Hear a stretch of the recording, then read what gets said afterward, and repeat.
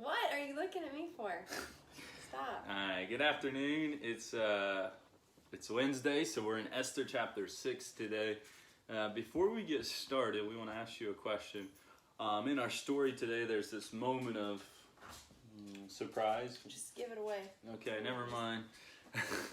We want you to think about your biggest surprise ever. What's a moment in your life where a big surprise hit you? You didn't see it coming, or maybe something similar to that. Morgan, do you have an answer? You want me to go first? You can go first. Mine would be, I was obviously surprised when we found out we were going to have Jameson, but my biggest surprise would probably be when we found out about Drew.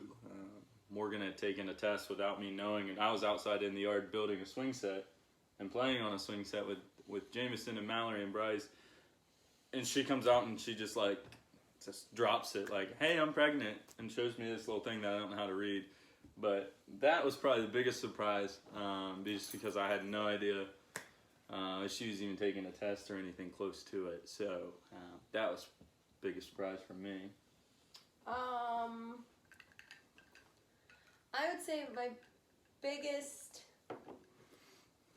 one of my biggest surprises at least, or I wasn't expecting it, was probably having Jameson and finding out he was a boy. I didn't even think about that. I spent most of the pregnancy saying I didn't care if it was a boy or a girl, or that I didn't really have an inkling, and I really didn't. The whole pregnancy I had no thought as to it was definitely a girl or it was definitely a boy. I couldn't ever decide. But it wasn't until they said it's a boy that I realized, man, I really thought it was a girl. So I was very surprised in that moment. I wasn't expecting it to be a boy. Not that I was sad about it, but that would have probably been my biggest shock, my biggest surprise to date, at least. I totally forgot we didn't even know. Yeah, that would have been a good one to have. All right, so we want to hear your biggest surprise. But today, as we get back into Esther chapter 6, we've been talking about Esther, and we talked about how she became the queen, and then kind of the situation, the tension between Mordecai and Haman. Did you draw a name on Sunday? No, we didn't. And we didn't. We were talking about Haman and Mordecai and the tension that's between them, and how Mordecai won't bow down to Haman. And then it kind of is left up to Esther to try to handle the situation. Last week we talked about how Esther presented herself to the king, and he allowed her to enter the room. And then she was going to make her request known, but instead she invites them to a party, a banquet. They have one banquet, and then instead of asking her real request, she again asks if they'll come to another banquet the next day. And that's kind of where we're at. And it's the night before the banquet. It's nighttime. Everybody's supposed to be sleeping, and the king is having trouble sleeping. Morgan's going to read with you verses 1 through 3 and kind of get us started today. Verse 1 says, That night the king could not sleep, so he ordered the book of Chronicles, which is the record of his reign, to be brought in and read to him. It was found recorded that Mordecai had exposed Bigthana and Teresh, two of the king's officials who guarded the doorway, who had conspired to assassinate King Xerxes. What honor and recognition has Mordecai received for this? The king asked. Nothing has been done for him, his attendants answered. And so, if you remember chapter 2 is when that happened. Mordecai kind of saved the king's life by letting Esther know that they were plotting against. And the king is having trouble sleeping, and he's got these books. As the king, he would have books of all of the events that's ever taken place while he was the king. And so literally to fall asleep, he calls for one of them. And he starts reading about what happened back in chapter 2 about how Mordecai saved his life. And in the middle of that, he's trying to figure out if they did anything to reward Mordecai for his actions. And in the middle of all of that, Haman shows up. And the king looks at Haman as a pretty reliable person. So he asked Haman, he says, Haman, how can we honor somebody? How can I honor somebody that means so much to me? And so we're going to read, Morgan's going to read with you again. She's going to read how Haman responds. The king has just asked him, how would you honor somebody that has done so much for you? How would you honor him?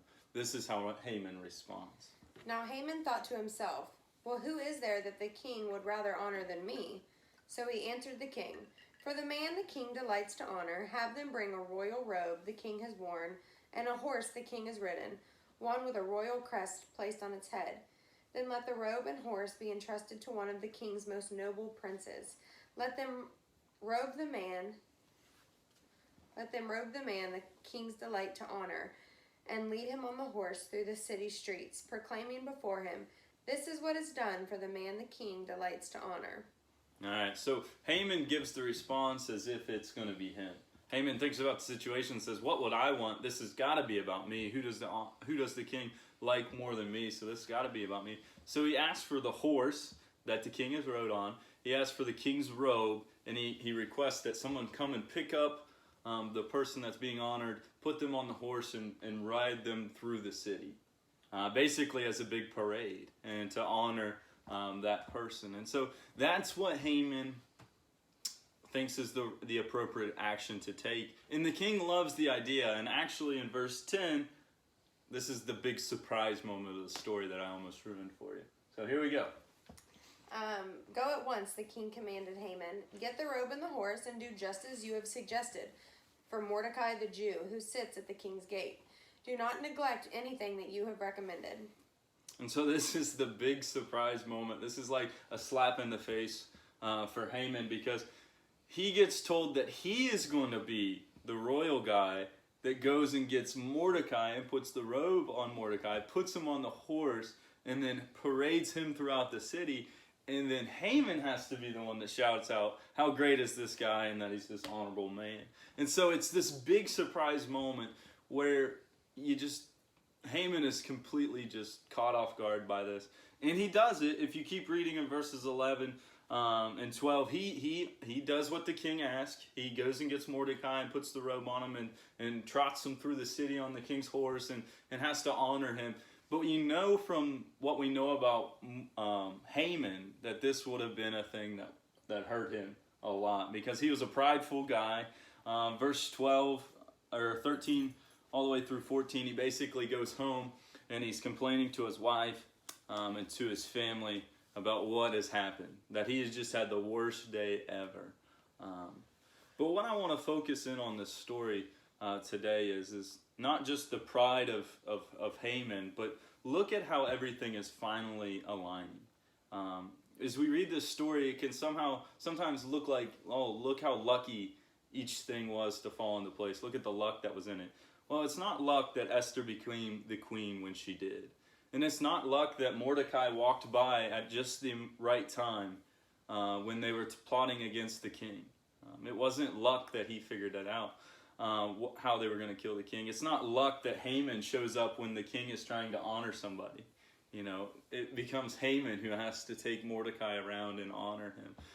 None of that is luck, but it's all how God is kind of working in the background. And this is where we finally get to see how God is really placing things to set up perfectly for God to do something even bigger than this. And so sometimes in life we don't always understand or see what's happening, but God is maybe working in people that we don't even know to set up to do something great. I think too, in verse 13 at the end of it, it says, his advisors and his wife said, since Mordecai, before whom your downfall has started, is of Jewish origin, you can't stand against him. You will surely come to ruin. So I feel like it's the first time we see somebody saying, he's one of God's people. And so it's like our first introduction to God's in control of this, and he's going to make sure that nothing comes to harm Mordecai and the Jews. So I think it doesn't say that God is going to be doing this, but he just stating that he's of Jewish origin and that he is one of the Israelites and of that descent. Like, I think that shows that God's working through this and that they know it. Yeah, even other people are starting to catch on of how God is kind of working in the background. The other question is this: what's a moment in your life or a time or activity that you do that you become too prideful in? So Morgan's going to share with us hers. I would say mine is probably volleyball, whether I'm coaching or I'm playing, I often get caught up in like what my abilities are, or how good I think I might be, or how good my team looks, and how they compare to others. And I often find myself like thinking that I am better than another coach, or I'm better than another player, or things like that. And that's, while I don't necessarily like consider myself to like flaunt it around, those are the feelings of pride are there. It's not necessarily something I like bring to surface all the time, I would say, but that's probably, and it's probably because that's one of the things I'm most confident in my life, is playing volleyball. But I can definitely let it get to the point of being too prideful. So Yeah, I think she said something good there. I think there's a difference between confidence and pride. But oftentimes pride is something that is you deal with internally. Not everybody always sees the moments that you're prideful in, but you can kind of sense it. For me, it would be, this is probably, if I'm being honest, this would be, sometimes I'm too prideful in my own faith, in a sense, as far as like, so I prepare lessons and I do a lot of things at the office on my own, and so then in my head it's like, yeah, I'm good, but instead that leaves Morgan out to dry. When I come home, a lot of times we don't study the Bible together, because in my head it's like I've already done it. I feel like I've already got my fix for today and I don't need to read anymore. And that's really not, that's a pride thing for me, because it's, the lessons I'm preparing for you all are not always going to be what helps me grow as well. And Morgan and I, as a husband and wife, need to sit down and study together as well and grow our faith in that sense as well. So I think sometimes just that sense of pride of like, I've done enough, has kind of got me caught up sometimes. So that's my answer. We hope that you guys are doing well. We miss you all. And we look forward to hearing your answers to your questions, and we'll see you later.